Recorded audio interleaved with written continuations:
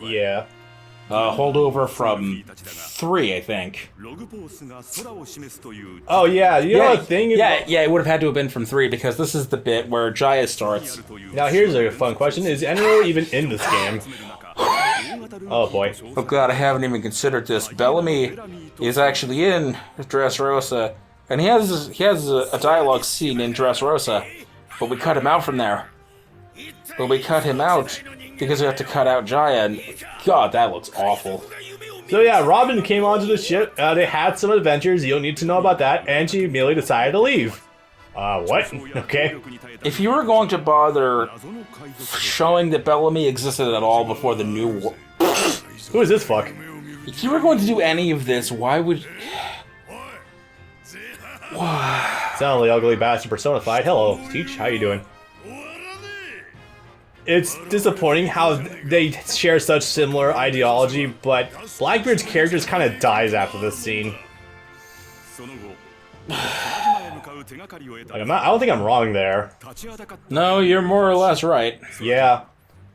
And the really funny coincidence that if Luffy and co weren't heading to Skypiea at that exact moment, it would have actually been Luffy that Blackbeard turned into the world government in order to get that's right. in order to get his spot as warlord. And I'm like, 100 million is a decent amount, sure, but I don't think that's enough to become a warlord. With Ace, you at least had 550 million that you could proffer them. As well as a higher up official in the Whitebeard Oh yeah, Pirates. so they just went up that spiraling water tower thing, and we're just gonna none of that matters. Just cut back to after that, and to after the time when they played Mario Party. Another pretty lady with giant bazongas. You do anything later? Thanks, Beerus. Yep. Dio. Yep. Fun shit. Anyway, so This we didn't even show Sky Island. Nope. God, no, nothing for Skypiea. Yeah, that's what I was saying, yeah. No, Eneru? Nah, I have no idea who that is. Honestly, it's probably better that way. I have to imagine his moveset would have probably been screwed over pretty hard in the gameplay shift. If examples of other similar characters or anything to go off of. I would like to think he would just be like a permanently playable Snake Man, which isn't necessarily a bad thing, but yeah.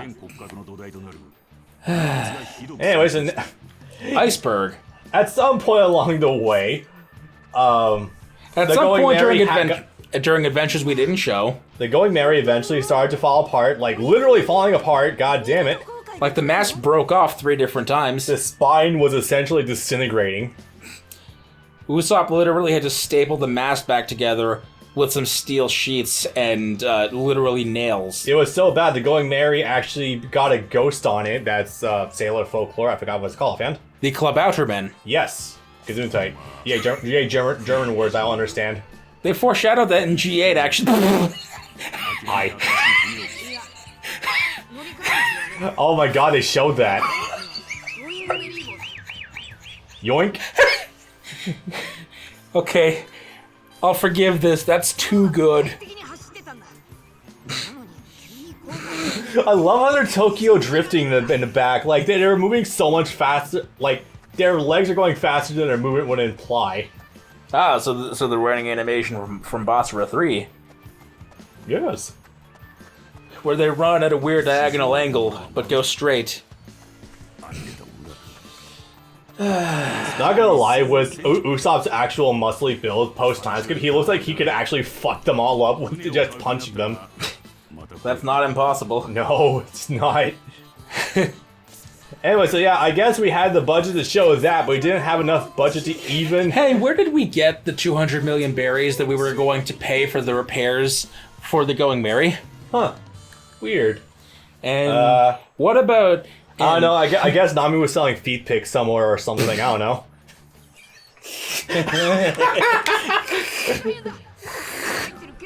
Did you hear that story about the VTuber? No, which one?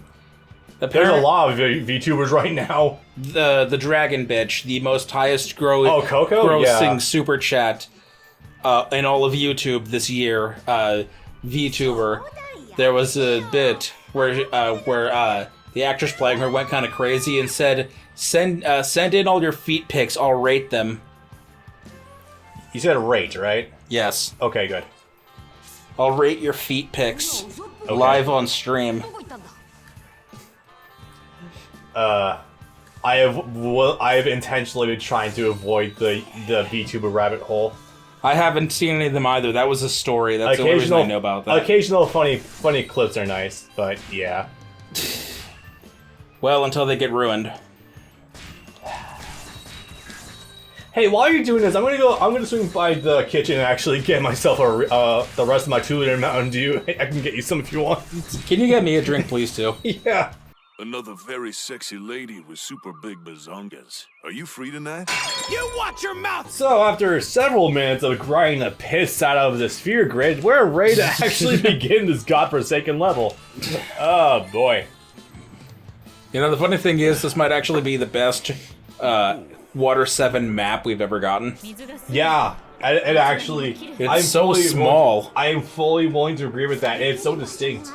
The only thing that sucks is when you do the story missions and you're like making so much headway, all of a sudden, bam! Oh, you gotta go back and kill and destroy some cranes. Oh, okay, fuck you then. The cranes. Ugh. Okay, well, if anything else, this is one of the few times. This is one of the best depictions of the Water 7 story, actually. Like, as and Enies Lobby, strangely enough. I couldn't tell you. It's honestly a blur to me. Also, yeah, no, these models really put work into the teardrop tits. Holy shit, nice. Yep. I'm still a fan of the Enies Lobby stage in Warriors 1, where you do 3 one-on-one bosses back-to-back in sequence. Well, I mean, yeah, for how concise it is, I guess that would be pretty good. I didn't realize how covered in zippers this version of Robin is. Eh. He's not even in disguise either. I think he would stick out more if he was wearing the fucking bullhead mask and the dress. You'd think so, but apparently it's Mardi Gras right now or something, I don't know. Actually, I no, could that- fully believe that. I could fully believe That makes sense. This looks like a party city. I could fully believe that Water 7 is based on Louisiana, actually. Right, the fucking Aqua Laguna. Yeah. And seemingly the population of homeless miscreants. Yeah. Where did you get that 200 million berries? This is not important. It's from Nami's OnlyFans account. I could run with that joke for so long, but I kind of don't want to because it might start to get into uncomfortable territory. See, it's funny, because on the one hand, if she knew the money she could make, she would totally do it. Yeah. But she's also incredibly inconsistently written. She'll happily flash everyone in Alabasta in the bath, but if Brooke so much as asks her about her panties or something, she will literally punch his head off, even after he steals the fucking road poneglyph from Big Mom. Yeah. The thing that will lead them to the One Piece. And it's like, I just have to think anyone else in that situation would just take the panties off and give them to him at that point. Considering you gave me a thing that's going to help me become king of the pirates. Yeah, on top of, well, the whole body switching thing back to Punk Hazard as well. That's also just kind of like, huh, alright. Was he just shooting up Manticoras out of the ground? That was kind of weird looking. Yep. Yeah, I have not. I have sampled this Usopp a little bit with pre-time skip for when I was trying to get. When I thought you had to get the S ranks in story mode in order to get the Platinum trophy. You don't even need to do that much. It's great. We'll get to that later. That will be fun. Yeah, it still seems like Usopp has the issue with no 360 we're hitting around him kind of abilities. Usually in Muso games, you want to be kind of mobile to an extent, like walking forward and doing attacks. That would be kind of cool. I actually don't really know what technique does to improve your stuff. Like, I think it recharges either Emusos faster or something, or it boosts some other aspects of your abilities. But I'm not sure exactly what else it does offhand. Behold observation hockey. hate how it was actually like when he did get observation hockey, it was actually like a deserved reward for him, versus literally everyone else in the entirety of post time skip who's like, hey, I have armor hockey. Neat. Sanji doesn't have armament. He too has observation hockey. Really? Yeah, that's why he was able to dodge a bullet that was coming behind him during the wedding. Yeah. Something about him being able to read even further into the future than Katakuri. Sanji, really? Briefly, but yes. Oh my god, that's something else. Because I've been briefly reading that Luffy's been slowly but surely getting the future sight ability after fighting Katakuri. Yes, although that took... They were fighting for many hours. I think it's like they were fighting for like 12 hours or something. I mean, I'm going to go look at the animation, so it feels like it. I didn't think it was actually a plot point, though. Holy crap, okay. If you told me that in terms of animation, Luffy versus Doflamingo was akin to Goku versus Frieza, I would believe you. No, yeah, I could believe that. I could definitely believe... Fucking... And then you have the exact opposite side of that, which is the everything involving Naruto versus Obito and Madara in the war arc, and it's like, nah, it happened over a fortnight. Or just overnight. That was... Huh, okay. The entire war took place over 2.5 days. And then the entirety of like when 200... did you slip by me? And then the entirety of 200 chapters just happened in like a few hours. That they did. Like 300 chapters because it went on for like 5 years. The hilarious part is that it just innocuously squeezed in Naruto's 18th birthday being like the next day after that. And I was like, come on, And then guys. he died on his birthday on Christmas. Lol. Actually, no, he did just... Oh yeah, that's right. He did die on his birthday on Christmas because that one Chapter day stretched release from that day to Christmas. Boy. That will never not be. Expect me to make very much fun of that when I get to Storm 3. 4. 4, yeah. Well, 3 too, but yeah. Same night. God. Yeah, I love that in the context of going between 3 and 4. Yeah, it's just the same day. I ran away. Revolution as well. Don't forget that's somewhere in there. I ran away because my mask cracked, and we managed to go all the way back to the village to do side quests, and that one other only playable mob battle in the entire game. And then also, by the time the next game rolls around in 3 fucking years, yeah, it's still the same day. We just all went back and kept on fighting. Yep.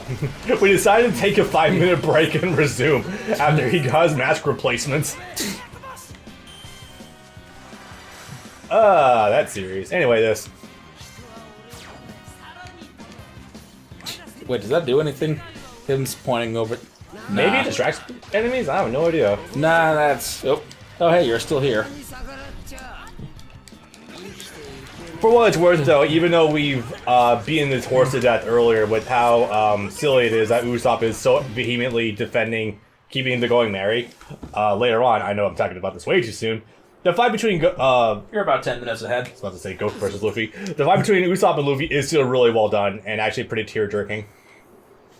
Also, seeing post-time skip version knocked the fuck out of it, it's like, huh, this something here does not belong.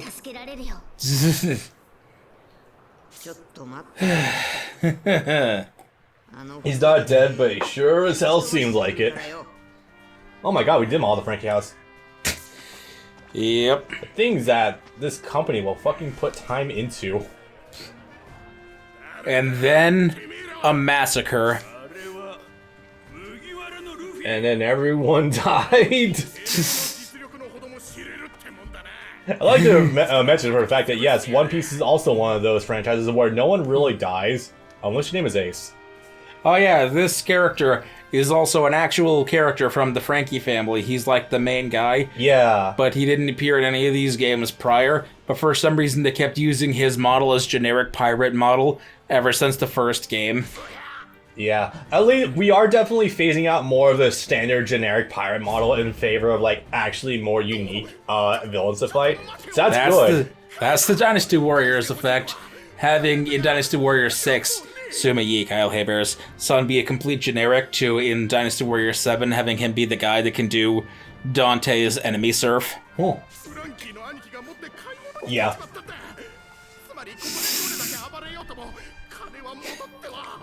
And then if you want to make it funny about it, be as that generic being voiced by Steve Staley, then when he became an actual character being voiced by Kaiji Tang.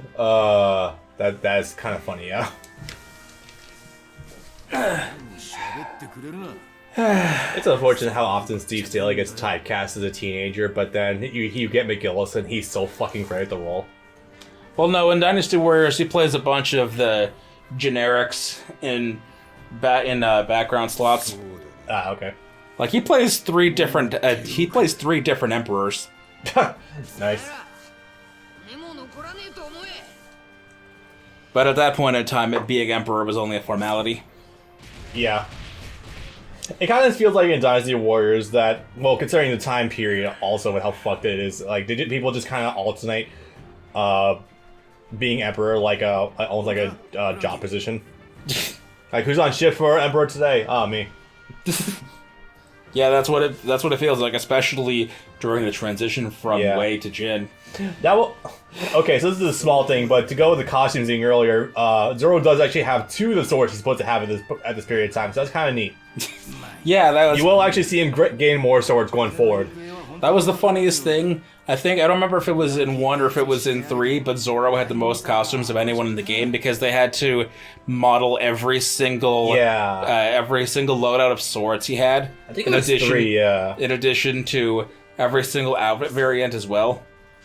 If they wanted to make something fun of that, they could have at least altered the blade effects, like having like a demon aura on one of them, which would kind of work actually. He learned how to do the Black Blade thing by Pirate Warriors 3. You could have had him do that in post-time skip. Yeah. Which also leaves the question.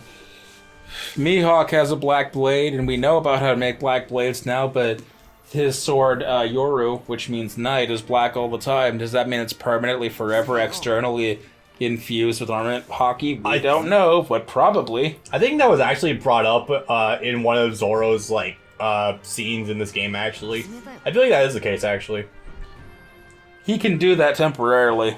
It's a question still that's still yet unknown. Yeah, if that's what the deal with Mihawk's sword is. I think it is just permanently under his armament hockey, since he'd probably just be that good. But I have no idea. If we had anything for Mihawk story-wise, we would probably know. Now time for a very dirty breakup. Very bad. I'm gonna count my blessings for something. Yeah?